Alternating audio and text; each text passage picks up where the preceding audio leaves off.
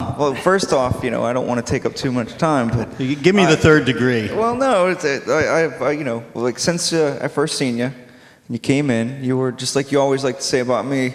You came in and you had these songs, and they were contagious.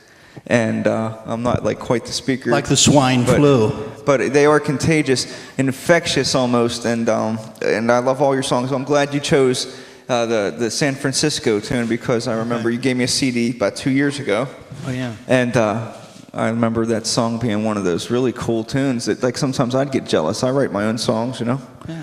And I'd get jealous. I'm like, yeah, that's a Dennis C. Lee song. I wouldn't mind covering. Well, what's that song about? I mean, is there anything to that song? Is there something worth telling the rest of the world out there? Or? It's funny. You know, I lived in San Francisco for 20 years. I had so many incredible experiences.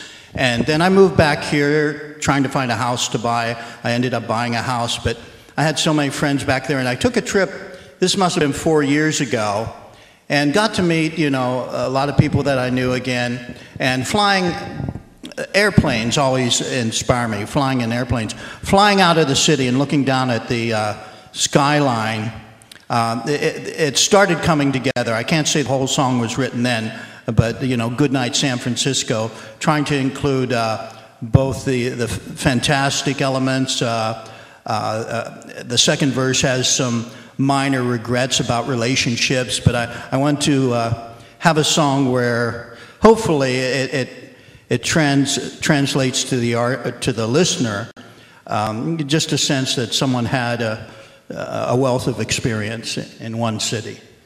Real quick, what was your first experience in life that you can remember vividly about music, pertaining to music?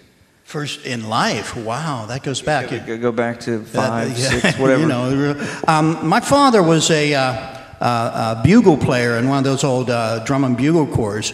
At the end of the Second World War, so many soldiers came back and formed these. They marched everywhere. And the idea to the wives back then was to keep them out of the bars, but it turned, you know, it turned itself on its head because they went to the bars anyway. But my dad used to play it's not the trumpet, it's a bugle around the house, and that was my first memory. And of course he had the old 33 1/3, no wait, 78. RPMs, yeah. 78. And I remember some of the records that he spun, mostly Frank Sinatra. You could kill someone with one of those. 78. But if you're talking about songwriting, when I was 13, I was the lead singer for a band called the Sleepwalkers around here. And we played all these, one summer we played all the playgrounds, and we did Herman's Hermits covers.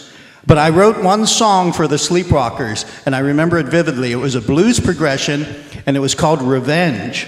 And I don't know where it came from. It wasn't that I was that nasty a kid, but basically the hook went, I want revenge, revenge is sweet. You know, so that was my first song. No, that's great. That's awesome.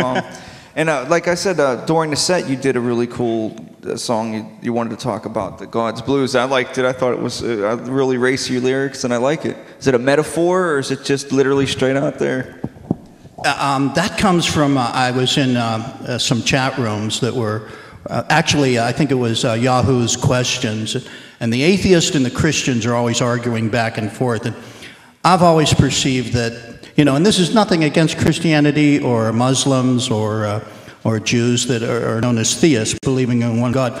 But generally speaking, I picked up that most people see the highest deity as aspects of themselves. So I thought I'd throw this all in one song in a funny way. And, you know, God needs a drink. They think that when they need a drink. God needs a bath because they're dirty. And it also, a little bit, I have to give some credit to Joan Osborne. And, you know, what if God was one of us, just a slob like one of us? I always liked that song, so I wanted to do a song that kind of pushed that a little further. Yeah, it was good. I liked the song. Never heard it before. I enjoyed it.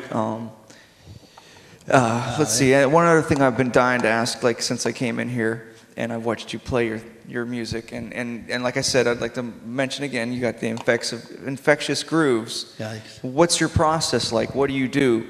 Like me, real quick, I'll sit there and I'll get a big burst inside of me, and it comes out and be, is that how it works for you, or is Not the often. process different?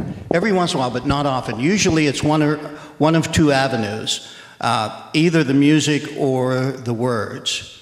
And sometimes the words and the music come together quickly. Other times I've had good melodies that have sat in my head for years before the right words have come to it. And I keep notebooks like you. You know, I have tons of notebooks, so I always have tons of words, kind of waiting for a melody to happen. So I guess words are more common with me than the melodies. Oh, I'd like to also say that, special thanks will always go out to Jill Sorrells. But it was Dennis that was very persistent about getting this Songcrafters going, and here we are 6 months later. So props to Dennis Seeley. He's still growing. And Jim's been here from the beginning. Jimmy Kaz, our technical director. He's down in the bullpen. He's amazing. So props to Jim too. Wow, good. Well, are you going to do another song? I was going to do two other songs, if I may. Of course. One is called This Tiny Pain. Well, it was a pleasure interviewing